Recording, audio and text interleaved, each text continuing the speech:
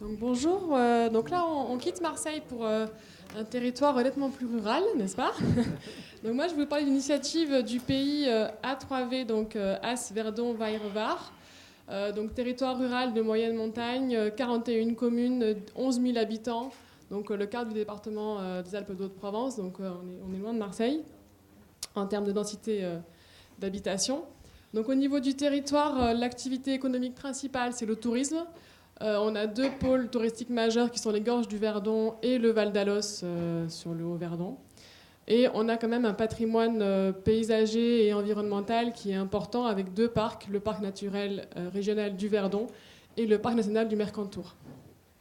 La deuxième activité économique, c'est l'agriculture, donc avec 24% des entreprises du territoire qui sont des activités agricoles. L'activité principale au niveau de la production étant l'élevage au vin, pour moitié. Et l'autre moitié des agriculteurs sont très diversifiés entre des fruits et légumes, de l'huile d'olive, l'élevage bovin, laitier, viande. Enfin, on peut trouver pratiquement tout sur notre territoire. Donc au niveau de l'enjeu du territoire, au niveau politique, donc il y a une réelle volonté de maintenir l'activité agricole. Donc comme l'a dit Robert, on veut développer les circuits courts, mais tout en maintenant les circuits longs. On a quand même la moitié de l'agriculture qui sont des éleveurs au vin. On ne va pas manger tout seul sur notre petit territoire l'ensemble des agneaux produits sur notre territoire. Donc la filière longue doit perdurer, mais on peut quand même développer les circuits courts. Il y a également aussi une volonté de préserver et de valoriser les traditions culinaires locales. Donc on est sur un territoire de confluence entre des influences alpines, provençales et italiennes. Et aussi un enjeu qui n'est pas négligeable dans un contexte de concurrence touristique important, c'est d'avoir un territoire qui soit attrayant au niveau touristique. Donc de tous ces constats, principalement aussi le constat dont a parlé Robert, qui était de dire que les touristes sur notre territoire étaient contents du cadre dans lequel ils avaient évolué, mais étaient très mécontents de la restauration. Les élus ont voulu développer ce projet qu'on a appelé Pays Gourmand.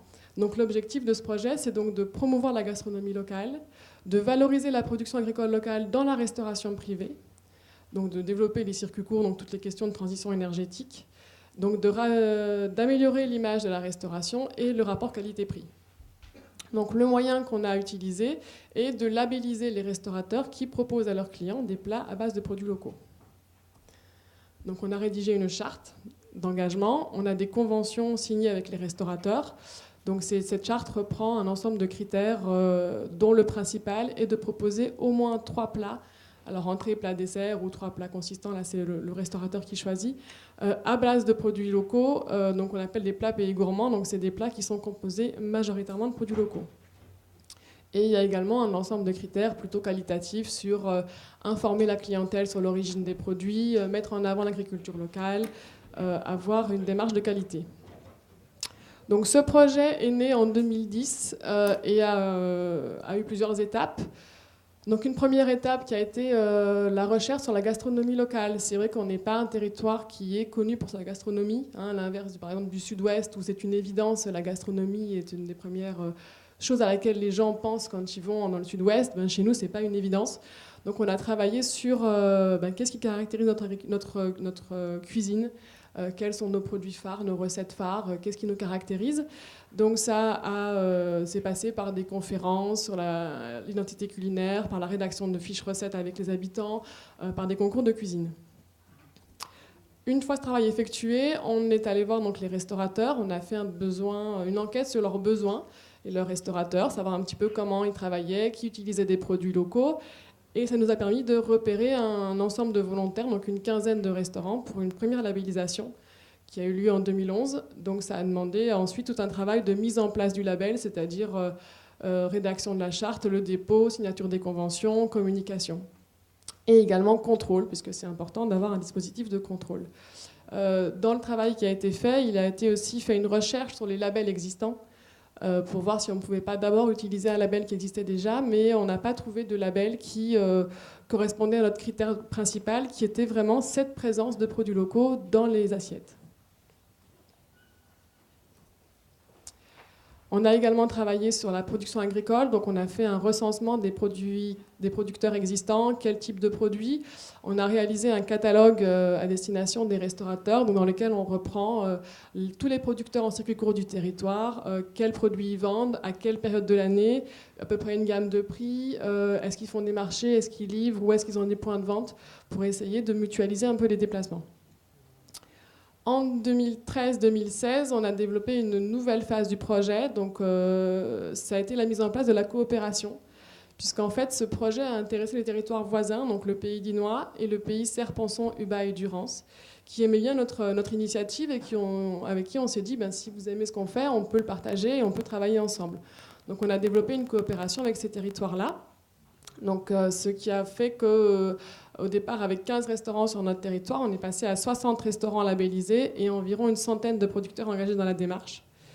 Et cette coopération, en fait, donc là, vous avez la carte qui reprend l'ensemble du territoire.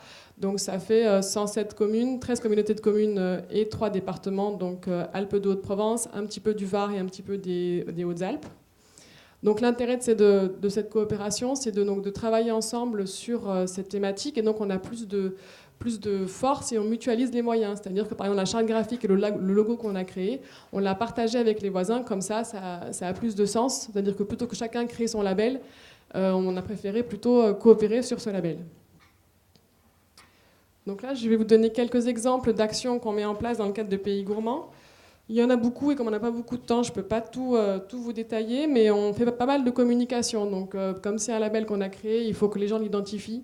Donc, on a développé des plaquettes papier, j'en ai mis là-bas sur la table, des ardoises, des magnettes, un site internet, des réseaux sociaux, des vidéos, tout ça pour faire connaître ce label. Comme l'objectif est aussi d'améliorer la qualité de la restauration, on propose des formations aux restaurateurs et aux producteurs, donc des formations chez des chefs étoilés sur des thématiques précises. Le but étant d'améliorer, de monter en gamme au niveau de la qualité de la restauration du territoire. On a également travaillé sur les gourmet bags, puisqu'il y a eu donc une opération sur le département pour le gaspillage alimentaire, pour que les gens puissent repartir avec leur reste alimentaire au restaurant. Donc on a développé cette action sur nos restaurants labellisés. On fait également beaucoup d'actions d'événementiel. Donc là, c'est à la fois pour les habitants et à la fois pour la population touristique. Donc c'est en fait faire connaître le label, mais assez rapidement, pas mal de questions annexes se sont joints à ces thématiques de Pays Gourmands. Et donc, on parle du label, mais on parle aussi de la production agricole locale, la qualité de nos produits, la diversité. Donc l'objectif est de faire connaître aux gens l'ensemble des produits qu'on peut trouver chez nous. Donc, parallèlement à cette action Pays Gourmands, en 2013, les élus se sont dit que c'était bien, le projet était bien lancé, ça marchait bien. Maintenant, ils avaient envie qu'on travaille aussi avec les restaurants collectifs du territoire. Donc là, à l'inverse, il y avait un autre pays, le pays de Haute-Provence, qui avait déjà travaillé là-dessus, qui avait développé le réseau Régal. Et donc, comme pour Pays Gourmands, on s'est dit, on ne va pas créer notre propre chose, donc on va travailler avec le territoire voisin. Donc on a rejoint le réseau Régal. Donc même chose, on a travaillé sur les restaurants collectifs, combien on en a, combien de convives. On a créé du lien entre les producteurs et les chefs de cuisine. Et donc on a développé cet approvisionnement local dans les cantines. Et également, comme pour Pays Gourmands, pas mal de questions se sont posées à côté. Et donc on fait qu'on a développé des actions aussi sur d'autres thématiques. Donc on a emmené les chefs de cuisine visiter l'exploitation agricole. On travaille avec les collégiens sur la communication, l'éducation, la sensibilisation des convives en self. On travaille avec les parents, on fait des réunions de concertation citoyenne avec des spectacles, avec du théâtre-forum pour sensibiliser les parents et les habitants à l'alimentation. On a travaillé aussi sur le gaspillage alimentaire, puisque assez rapidement, la question s'est posée, c'est dit, c'est bien de mettre des produits de qualité dans la cantine, mais si tout part à la poubelle, ça n'a pas d'intérêt. Donc on a travaillé également sur cette notion de gaspillage avec 3 établissements scolaires, ce qui permet aussi, on avait parlé du rapport équilibre alimentaire, enfin la présence de la viande dans les menus. Le gaspillage alimentaire est aussi un moyen de récupérer des fonds pour pouvoir acheter des produits de qualité. Parce que c'est vrai qu'on se rend compte aujourd'hui qu'énormément d'aliments dans les cantines sont jetés. Et si on travaille plus efficacement, si on diminue cette part d'aliments qui est jetée, on récupère du budget pour pouvoir faire des achats de qualité. Donc pareil, je passe très vite parce qu'on a fait beaucoup de choses et c'est difficile de tout présenter. Donc là, les perspectives par rapport à Pays Gourmand, on voudrait travailler sur l'artisanat de bouche. On en a parlé un petit peu sur le côté de la transformation. Nous, pour l'instant, on labellise que les restaurants. Et on voudrait aussi travailler avec les entreprises locales qui font la transformation des produits agricoles et qui sont donc des artisans de bouche. On voudrait développer aussi tout ce qui est itinéraire gourmand, passe gourmand, donc des cartes de fidélité. Les ateliers participatifs, donc ça, c'est inviter les gens du territoire, que ce soit des touristes ou des habitants, à des ateliers avec les restaurateurs, avec les artisans sur le savoir-faire qu'ils ont. Et par rapport aux restaurants collectifs, on va travailler de manière plus spécifique sur la viande ovine, parce que donc on est un territoire producteur d'agneaux, et on se rend compte qu'on n'arrive pas à avoir de l'agneau dans les cantines. Donc on va essayer de travailler plus spécifiquement sur cet agneau, puisque c'est vrai que c'est quand même aberrant d'être producteur massif d'agneaux et en fait de ne pas réussir à en mettre dans les cantines des enfants. Donc c'est un projet qui aujourd'hui est reconnu, Pays Gourmand, ça répond aux attentes de la clientèle, qu'elle soit touristique ou locale, qui est en recherche de produits de qualité, d'un meilleur rapport qualité-prix. C'est un projet aussi qui est bien accepté par l'ensemble du territoire. Tous les acteurs sont relais de ce projet, que ce soit au niveau touristique ou au niveau acteurs locaux, associatifs, conseils de développement. Donc par rapport à la thématique d'aujourd'hui, en fait, ce que je voulais vous mettre en avant, c'est qu'on est sur un projet qui, au début, a été assez ciblé, c'est-à-dire pour la population touristique, un label pour la restauration privée. Et on s'est rendu compte que travailler sur cette thématique a forcément généré des questions autour qui font qu'aujourd'hui, on travaille sur un ensemble de publics, que ce soit les résidents secondaires, les enfants, les habitants ou les touristes. On travaille sur des territoires élargis, on ne travaille plus que chez nous, mais on travaille avec des territoires voisins. Et au niveau des thématiques, on travaille plus que sur les produits locaux, mais aussi sur le gaspillage alimentaire, l'alimentation. Donc en fait, on s'est rendu compte qu'au départ d'une action, on a multiplié notre activité. Et en termes de perspective sur ce projet, donc, il reste quand même des difficultés qu'on n'a pas réussi à lever, notamment l'accès aux produits locaux. On a parlé d'un problème d'accès financier pour les familles en précarité, mais sur nos territoires de montagne très ruraux, l'accès physique, comment trouver les produits locaux sans faire 30 ou 40 km, c'est vraiment une problématique et qu'on n'arrive pas à solutionner, notamment pour les restaurateurs qui ont l'habitude d'appeler le lundi soir Pomona en disant demain je veux ça, ça, ça et ça, et hop, ils sont livrés le lendemain. Ben nous, le restaurateur qui veut des produits locaux, ben il doit aller aller voir le fromager qui est à 20 km par là, aller voir le producteur de viande qui est à 30 km par là, et ça lui demande un travail qui est important. Au niveau des freins, actuellement, c'est vrai qu'on l'a dit aussi, pour ce genre de projet, il faut une volonté politique forte. Au niveau local, la réforme territoriale de la loi NOTRe fait que les élus ne sont pas du tout dans ces objectifs de projet de développement, ou en tout cas pour l'instant, dans un assez court terme, sont plutôt occupés par d'autres problématiques, et donc ces projets un petit peu ambitieux, ça les dépasse un peu. Et il reste aussi des difficultés qui sont fortes, comme tout ce qui est le volet agricole. On en a parlé, dans notre projet, on ne travaille pas du tout sur le foncier, l'installation des jeunes, la transmission des exploitations agricoles.